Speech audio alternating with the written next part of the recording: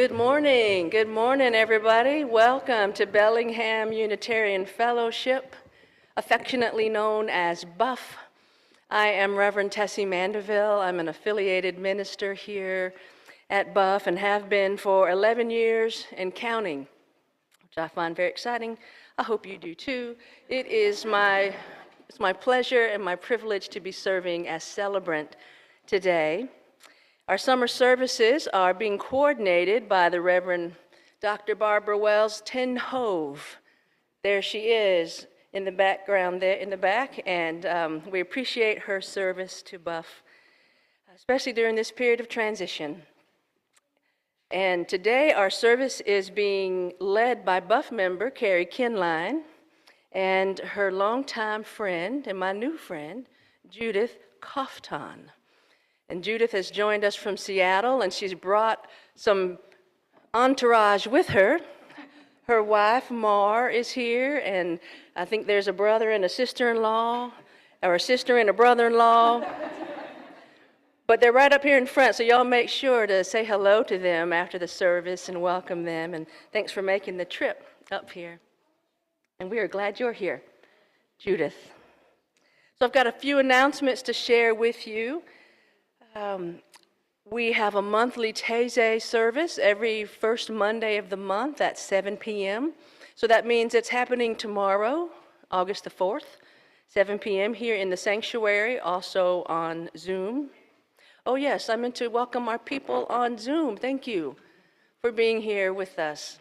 We are glad that we can continue to have the resources to make this a hybrid service so that wherever you are, you can be here with us online too. So Taizé, tomorrow, 7 p.m.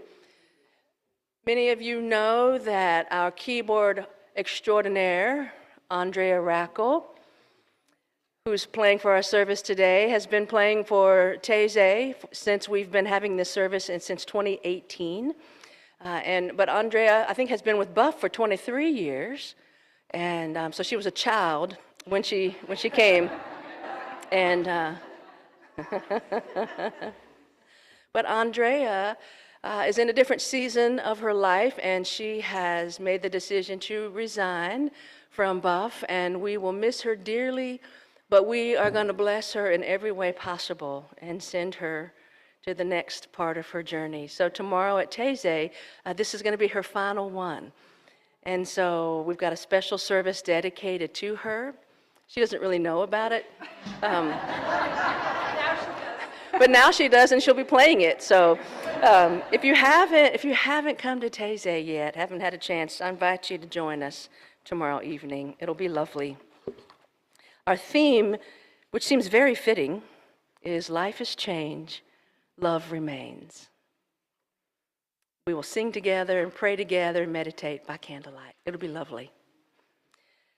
The next thing I want to say is that our annual auction is coming up. It's 2 months away.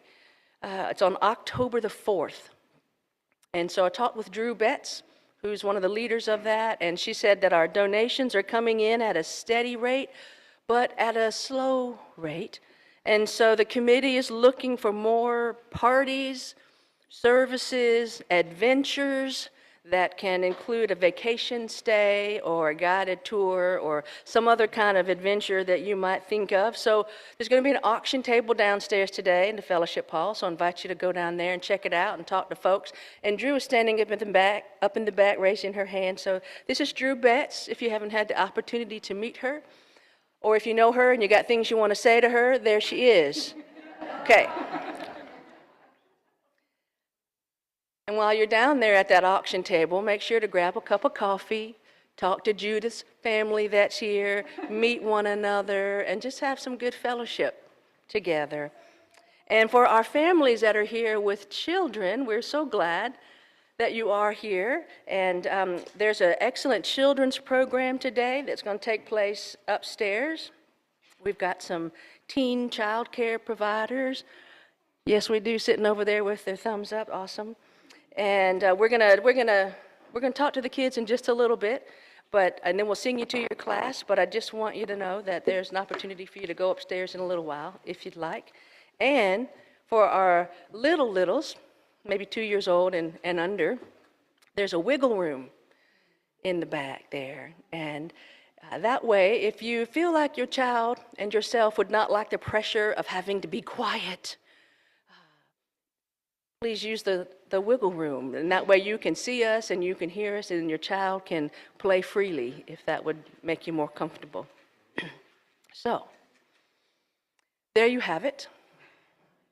The things that I'm going to say, and I'm going to invite you to read what other announcements we have in your order of service at a later time, not right now. And because we're going to move on, and I'm going to invite you now to settle in a little more comfortably and prepare for worship as Andrea plays for us, "For the Earth Forever Turning," as our prelude.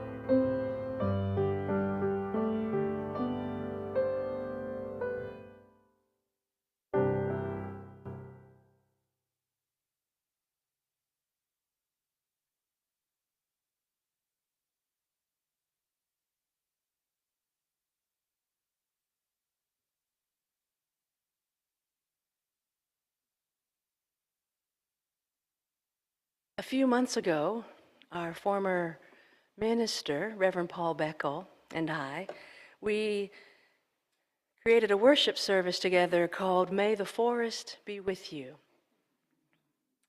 And in our Unitarian Universalist faith, we draw our wisdom from many sources, including the grandeur of nature. And I had the honor of sharing through poetry some of the sacred experiences I've had in forests with the color green and with trees. And when Carrie shared with me the story that she and Judith are going to share with you all today, I agreed that it needed to be part of our summer worship series. And I also knew that if they would have me, I wanted to be a part of it. Because the story is about a forest of trees with intertwining roots. So we're calling this service the language of the roots. And that service I did with Paul, and this one feel connected to me, as if their roots are indeed intertwined. As we travel together this morning, we invite you to be aware of your own root systems. With what and with whom are your roots intertwined?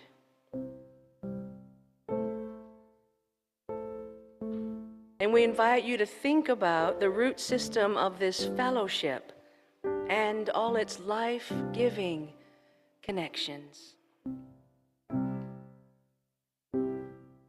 Let's rise in body or in spirit and sing together number 1, 2, 3 in the gray hymnal, Spirit of Life.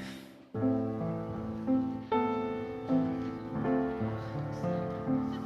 would love it. Thank you.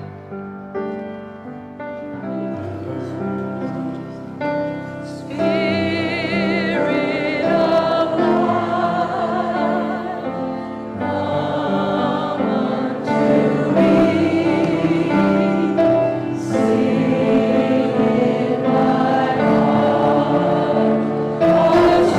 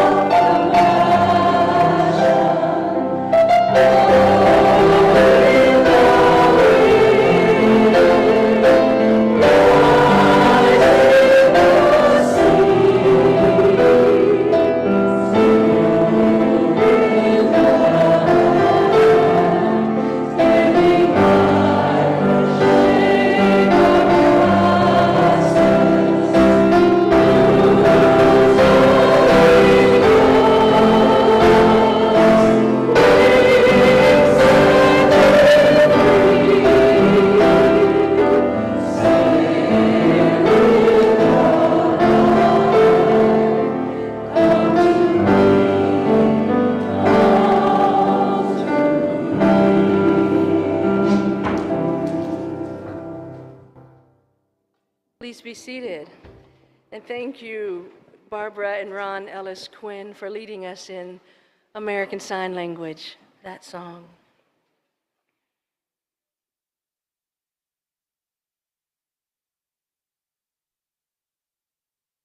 I'm moving Judith's pulpit just a little bit. So just want you to be aware. You can move it back where you need it.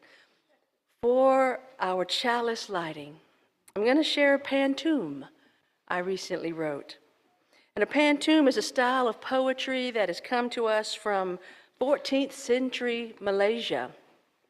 It has a repeating pattern. There's 16 lines to it. And every time a line repeats, it's really an opportunity to engage with that line differently. And so it's such a joy to write pantoums, and I'm appreciative of opportunities to share them here. So this pantoum is called Psalm. I recently met a young man at Costco named Psalm. Psalm, as in sacred song. His mother named him after a book in the Bible that is full of songs. And I told him how much I loved his name, and he said he'd be sure to tell his mother of my delight. Psalm, as in sacred song. The very first song in the book of Psalms is about a tree. I told him how much I loved his name, and he said he'd be sure to tell his mother of my delight. I could not help but wonder if his mother's prayer was that her child would be like a tree. The very first song in the book of Psalms is about a tree planted by the water with roots so deep that when a storm comes, it is not moved. I could not help but wonder if his mother's prayer was that her child would be like a tree, rooted, strong, drawing on an ancient wellspring of songs as he struggles to live bravely on this earth. A tree planted by the water with roots so deep that when a storm comes, it is not moved. His mother named him after a book in the Bible that is full of songs. Rooted, strong, drawing on an ancient wellspring of songs as he struggles to live bravely on this earth. I recently met a young man at Costco named Psalm.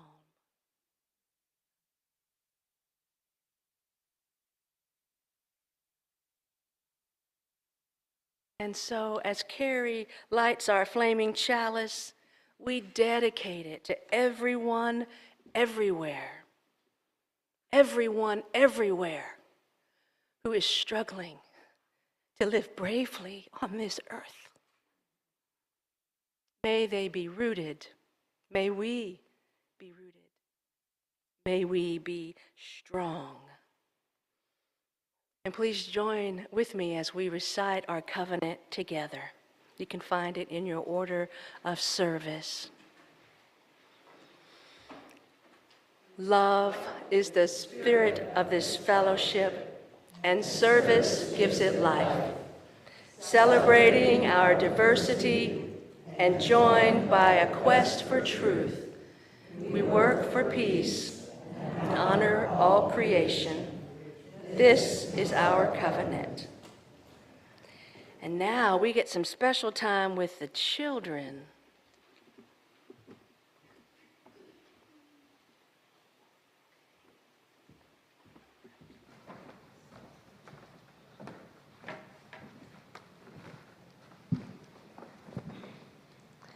All right, do we have all the children up here that would like to be up here? All right, well, good morning. I'm Reverend Tessie, and these are my friends. This is Carrie, and this is Judith. And once upon a time, many years ago, they met one another at work and became friends. And as they became friends, they wrote a story together. Good morning. Welcome, Tara. They became friends, they wrote a story together, and they wrote a story about trees. Because you know what? They were counselors together, and they were working with children who needed their help. And they know that stories and songs are often a good way to get to the hearts of children. And the secret is stories and songs are also a good way to get to the hearts of the grown-ups.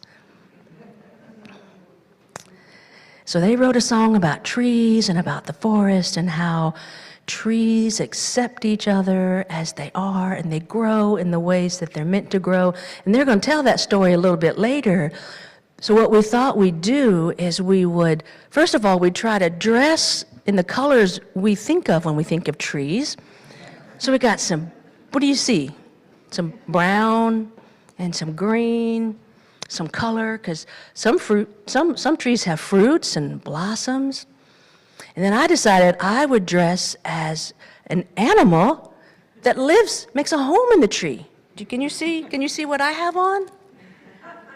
An owl. I got one on the back of my shirt too. That's pretty cool, so coming and going, I'm an owl. And so this is how we wanted to represent the story today. And then we wanted to teach you a song about trees. And we know that the words say that we're going to stand like a tree. But we also know that everything can be adapted, just like in the forest. Sometimes trees grow up this way, sometimes they grow out this way, sometimes their leaves go, the branches go down this way. So sometimes we stand, and sometimes we sit, and it's all okay. We all adapt. So I'm going to sit, my friends are going to stand, and we're going to teach you a song, okay? And it'd be great if you could learn some of the words as I'm singing it. As we're singing it, we're going to sing it slowly, so maybe you can pick up on the words. But here's some important ones. What's the things that grow underneath the ground that keep the tree steady? What are those called? Are those the roots? There's roots. And then what are the things that grow out here in all the different directions that have leaves on them? Branches, yeah.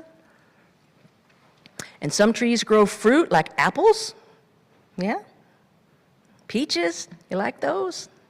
Mm-hmm. And we need the rain and we need the sun to help the trees grow. So that's what we're going to sing about. You ready? All right. Oh, you know what? It's got motions. Ha! We're going to make some motions as we sing this. Here we go. Ready?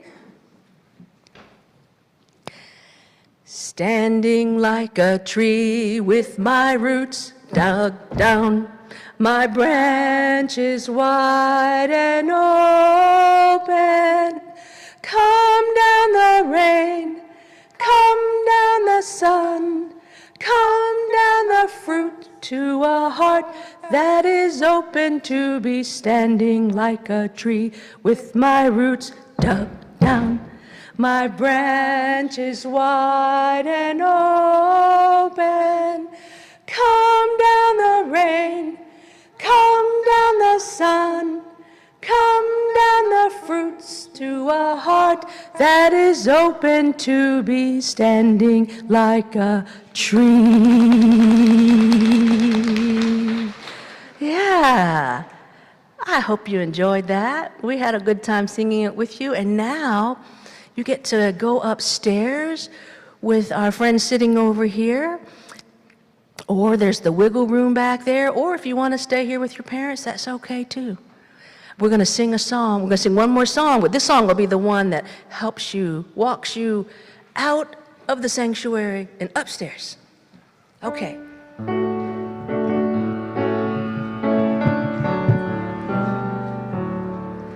We hold you in our love as you go, as you go. May your heart be at peace as you go.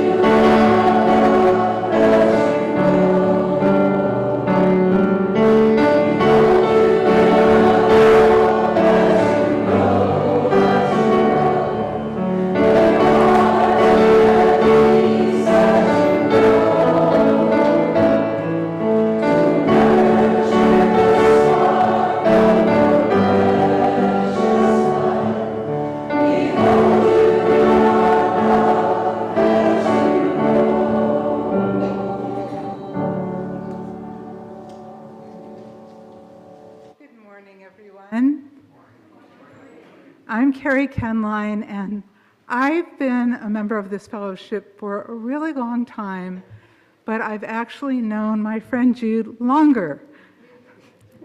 Jude and I are both 67 years old. We met in Seattle in 1987 when we were both about 30 years old, and I was doing an internship for my psychology master's degree at a youth service bureau, where, as it turned out, Jude had been recently hired as a brand new therapist. And one of the first things we were assigned to do was to lead a group for 8 to 12-year-old boys who'd been sexually abused. We totally knew how to do that.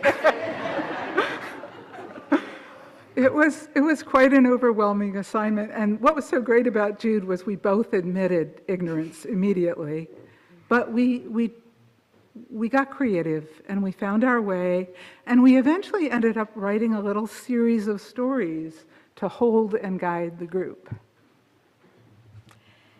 That bonding experience got us engaging in creative collaborations together and forming a lifelong friendship. At one point, we became a little storytelling team, and it was during that time that we wrote the story we're going to share with you today, Grandmother Waits. We were about 32 years old, on the early end of our adult lives, new to our careers as psychotherapists, and questioning everything, including our sexual orientations and who we got to be in the world, what was going to be possible for us. So recently, as I was preparing to go to Jude's retirement party, I came across the story we had written all those years ago, and I brought it down with me, and after the party, we read it out loud to each other. And we were both, it was first of all just an amazing experience to take a fresh look at it as the elders that we are now. We were both struck by how it carried the seeds of many things that became deeply important to us over time. It was almost like the story that emerged back then was a message to our younger selves. As you go through life, pay attention to these things. Back then, we clearly knew some things, but we hadn't lived into them yet. Looking through the eyes of our elder selves, we did do some editing. Originally, the title was Grandfather Waits, and the wise elder was an old grandfather tree. But as the female elders we are now, we both immediately knew we needed to change this and shift the title to Grandmother Waits. Also in the first story, the tree that strove so desperately to be the first tree chosen by humans was a disgruntled old lady elm tree. We turned her into a young elm tree who always felt she knew best, and we modeled her on a modern-day social media influencer.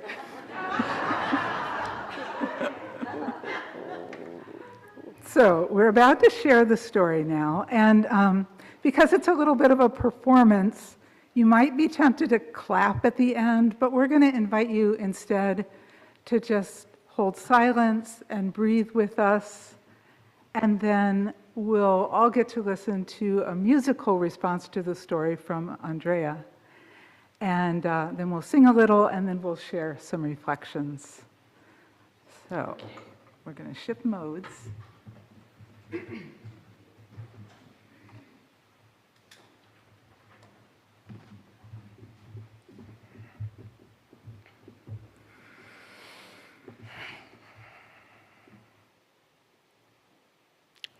Grandmother Waits. Once upon a time, there was a forest of very twisty trees. They all were different from the next. They reached their roots down into the soil and spread them out, and they all, each season, added new twists to their trunks and branches. Life is certainly never dull around here, they said fondly to one another, as they bent and curved in the wind and the rain. But one day, some seeds blew in from a distant tree farm, and there started to grow in the forest a very different kind of tree. These trees grew exactly alike. They were tall and clean and straight, and their roots stayed neat and shallow.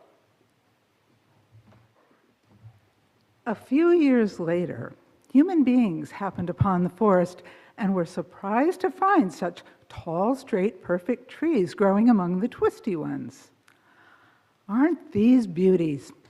Now these would be perfect for a house. Then they left without paying any attention at all to the twisty trees. One of them, a young elm who always felt she knew best, began to lament. We twisty trees grow so slowly and so twistily, the human beings will never choose us. And we're going to have to spend the rest of our lives in this crappy forest, getting burnt by the sun and soaked by rain, and frankly, getting uglier and uglier every year. But it won't be long before those perfect trees get to live in a house. Now, I don't pretend to know what sort of forest a house is, but I am sure it is more awesome than this one, without snow or rain or wind. The other twisty trees pretended not to care, but secretly, most began wishing they could be a little more perfect. They also realized they were getting kind of tired of having to deal with the quickly changing weather every season. And it wasn't long before stories began popping up all over the forest. Stories of a beautiful, trouble-free forest called House, where only the most perfect trees gained entry. And so they began to train themselves and their children to abandon their twisty ways, to fight the temptation to curve and bend, and always to grow up, up, up, without looking back. There were a few old trees, however, at the outer edges of the forest, who were not shaken by that sweeping critique of the young elm. I've been a twisty, gnarled tree all my life, and I'm certainly not going to change that now. Calm or storm, this forest is my home. My roots are settled. Fearing the old tree called Grandmother Oak and her stubborn old cronies would set a bad example, the other twisty trees decided to stop all contact with them. They pulled their roots back from the edges of the forest. This is hard enough work on us and our children without having to contend with their old-fashioned ideas. With discipline and concentration, some of the twisty trees actually began to be less twisty. But the human beings still ignored them. They went straight for the tallest of the new trees, and they pulled them up by their shallow roots and took them away without even a glance at the other trees. The elm started in again. No wonder the human beings are not choosing us. They would never be able to pull us up neatly by the roots like they do with those perfect trees. And that's because we dig them down so deep into the nasty dirt, and we spread them out in the weirdest way. It's really disgusting. It's embarrassing. For the first time in their lives, many of the trees felt ashamed of living in the dirt and embarrassed about their roots. Instead of reaching them deep into the soil, as they'd always done before, they pulled them up close to their trunks, trying to make them as shallow as possible. Well, as it turned out, the ambitious elm was really good at making herself shallow and perfect looking when she put her mind to it. By sheer willpower, she managed to unbend nearly every bend she had ever made. Don't give up. If we just keep remembering to grow up, up, up, and never look back, and if we keep our roots nice and shallow, the human beings will begin to choose us for their nice warm house, and there we will live perfectly safe with no more depressing seasons, like ever again. She was the very first of the formerly twisty trees to be chosen.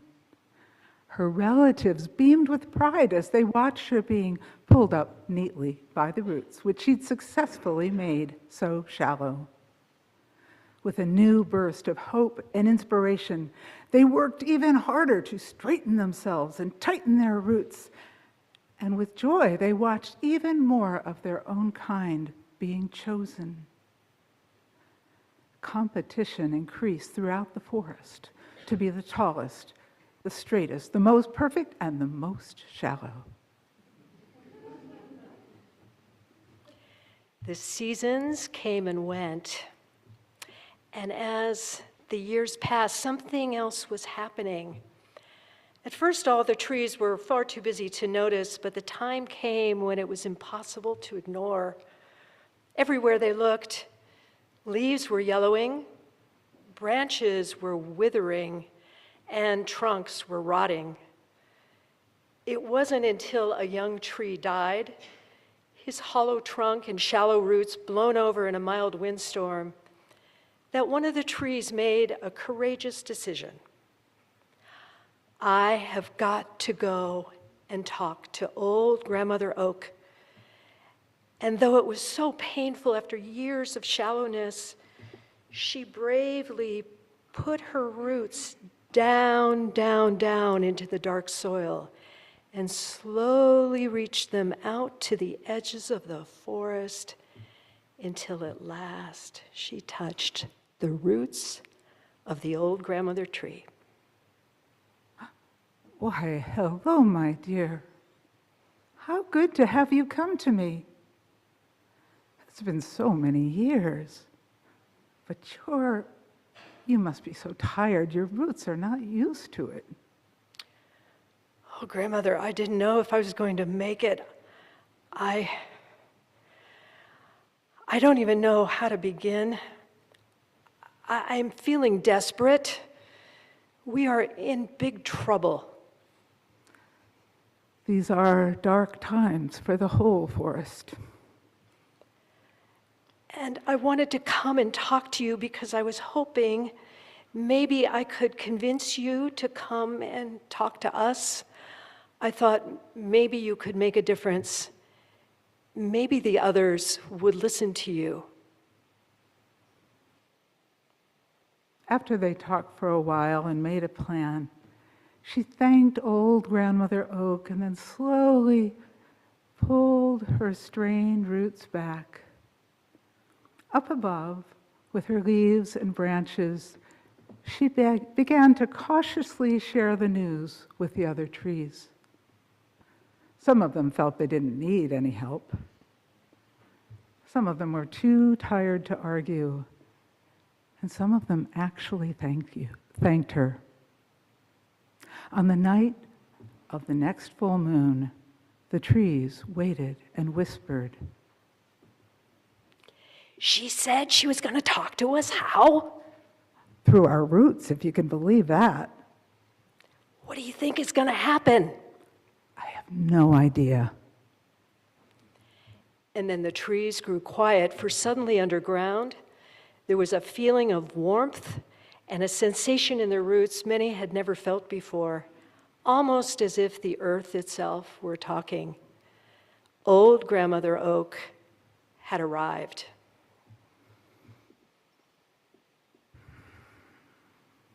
Perhaps you've never heard of the days when this forest grew twistily without shame. Time was when no tree looked like any other. We each grew in the way that suited us best, bending and curving when it felt right. We spoke the same language you do now with your leaves and your branches, but we also spoke a deeper language, the one I'm speaking now. The language of the roots. It was in that language that the most important things were said. Deep below the soil, the roots of every tree in this forest were intertwined. The trees were confused. For some, old memories were stirred. For others, this language was completely new. I remember how scared I was to reach my own roots downward. Down there it was frightening, but exciting. It was ugly, but beautiful. It was where I learned my most important lessons. And then, as I grew more full and sturdy, the little creatures of the forest found warm places to live in my trunk and my branches. I can't claim to know what it's like to live in a house, but I do know what it's like to be a home. The trees shifted uneasily. Old grandmother seemed to be inviting them to dig their roots deep and to make themselves at home in the forest, to even invite other creatures of the forest to use them for a home. But they'd all been convinced that having birds and squirrels in their trunks and branches was nothing but a noisy nuisance, and everyone knew that down there it was cold and dark, and there were fat, oozy earthworms. Maybe old grandmother was just a crazy old twisty tree after all. Many did not want to listen to her. There are just a few of us now who still speak the language of the roots, and we form a protective circle around this forest. I can't claim to know what you should do, but I can tell you this, that in my own life I've stood strong through many windstorms that would surely have blown me down if I'd stood alone with shallow roots. I've known no deeper joy than to touch the roots of the other trees. I can't imagine my life without that joy. But now you have a decision to make. If you choose to reach your own roots downward, we will help you. That I can promise. But I cannot force you. You must choose. At that moment, a strong wind blew through the forest and shook all the trees. And then the night air was silent, as if waiting for their answer.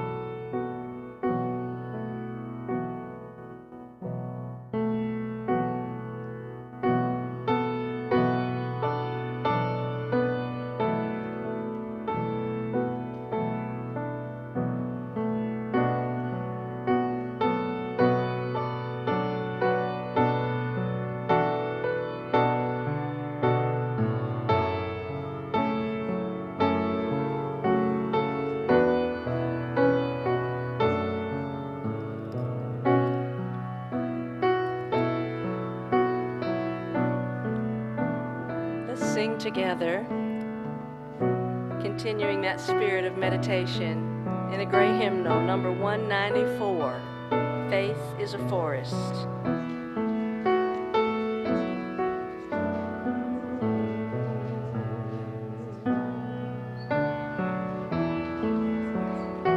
Yes, you're welcome to rise as you are able and willing. Faith is a forest in which doves play and hide. Inside can hear the still small voice deep inside. Life is strength and commitment to all I believe. Vision be my guide as I seek my way. Lead me into this tender day. Speak through me in all I do and say. Seeds of faith that show my standing ground. Dignity shines underneath my bigotry's crown. Faith is help me bear witness to all I believe. Justice be my guide as I seek my way. Lead me into this tender day. Speak through me in all I do and say. Fortune and frolic will swift winds of chance. Sorrow and pleasure seem united in dance. Web of life may this thread unweave. Mingle compassion with all I believe. Mercy be my guide as I seek my way. Lead me into this tender day. Speak through me in all I do and say. Please be seated.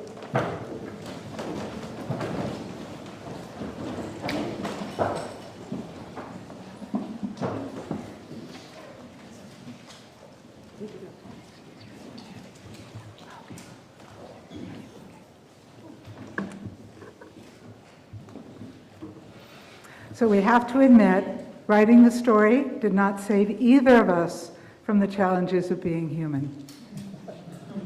As Jude and I reflected on how our lives unfolded since writing the story, it was clear that we both sometimes got off course, struggled with self-doubt, and gave our power away. Life is full of seductions and distractions and things that promise to be the right way of doing things. But something called us back, some deeper sense of knowing that emerged and made itself evident in that story we wrote so many years ago. Looking back, we were astounded to see how much that it expressed actually did turn out to be so deeply important to us throughout our lives. When I think about how the wise old twisty tree may have been speaking to me in my life, I realize that she's been telling me that my path in this life is unique to me. I have to bend and curve in the ways that are true and right to me, no matter what anyone else says or does. I had a huge experience of this right about the time we wrote the story. I had found out not that long before that my grandfather's original Jewish Russian name was totally different than the last name I'd grown up with.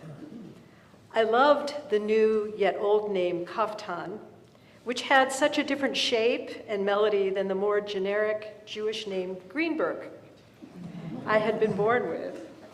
And in addition, I liked the sound of my full name, Judith, better than the Judy I had been. Sorry to any Judys out there. A cousin of mine joked with me at the time in a way that captured the spirit of it all. "Hello," she said. "Is this Judith? Judy Greenberg? Kaftan?" "Why, yes," I said. "It is me." And that's the core message of the story for me, giving myself permission to be more fully myself, to reclaim my roots, my family roots, and to let go of what doesn't quite fit. I learned to pay attention to what lit me up on the inside instead of how it might have appeared on the outside. And I could admire what others were doing, and I learned that admiration was actually different from what might be right and true for me. I learned that often my path in life is found just by feeling my way along, inch by inch, in the dark, and that's how I tap into the language of the roots, my roots, that the greatest gift I can give myself is deep alignment, becoming a home for myself, not arguing with my actual experience, but noticing it. And as long as I keep listening and responding, I will keep bending and curving into just the twisty tree that I am. Since rediscovering Grandmother Waits, I've been reflecting on the various choices I've made as I've traveled through my adult life. Choices that indicate I was influenced by the messages expressed in our story. I think about the fact that I gave myself permission not to marry until I really wanted to not have children, to have relationships with both men and women, but then to marry a woman. I think about my meandering career trajectory as a therapist and clutter coach, where I was always trying to move towards what felt joyful and satisfying and away from what felt constricting and prescriptive. One thing that interested me was something I learned from trees, that each new season is an opportunity to shed what is no longer bearing fruit, to make room for growth and possibility. I also practiced and taught different ways of tapping into the language of the roots, using journaling and other methods to find clarity and calm when life got frantic and noisy. Reflecting on the story and its messages, I'm struck by the decision I made to settle my own roots in Bellingham and here at Buff, where I can be deeply rooted in community without having to be constricted by a rigid set of beliefs. A community building a rich and nourishing root system for all ages.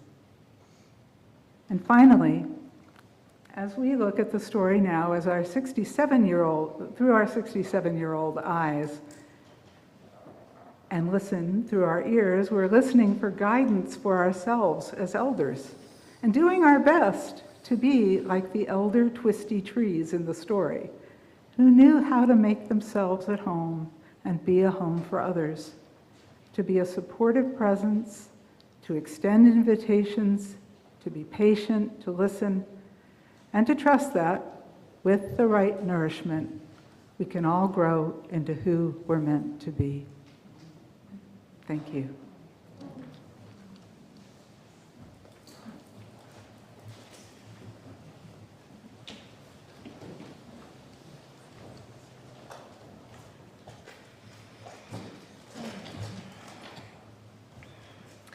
Yesterday, I had the honor of officiating a memorial service for longtime Buff member Gil Baker. Did that on behalf of his wife Jenny and her family. Some of you were there. And I've known Gil for over 11 years, but yesterday during Jenny's eulogy, I learned something that I didn't know about him. Gil started and maintained Buff's endowment fund. He started it for our future, and it is something that will continue to live on as part of his legacy now. And I love that he made an intentional decision when he planted that seed.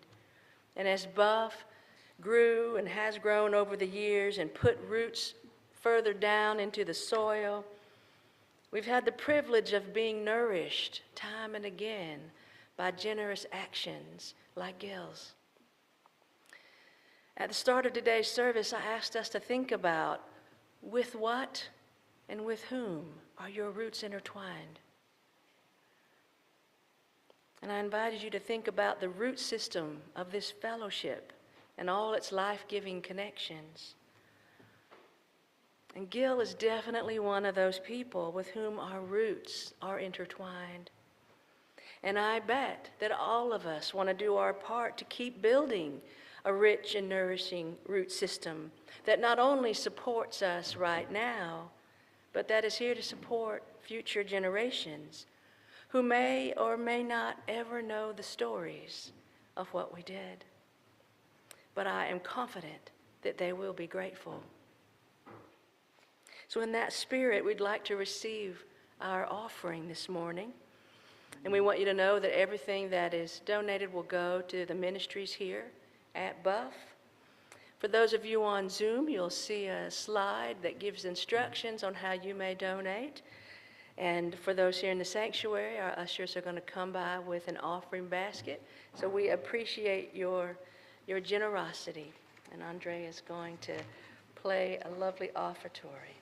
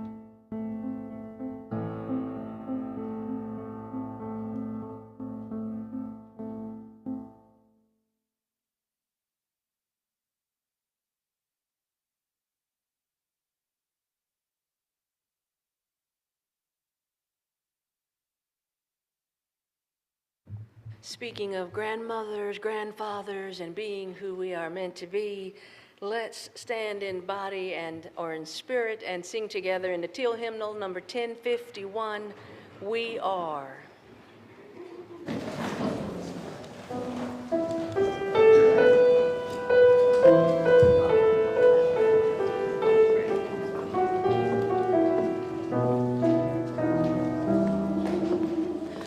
For each child that's born, a soul rises and sings to you, who we are. For each child that's born, a soul rises and sings to you, who we are. We are grandmother's rest, we are.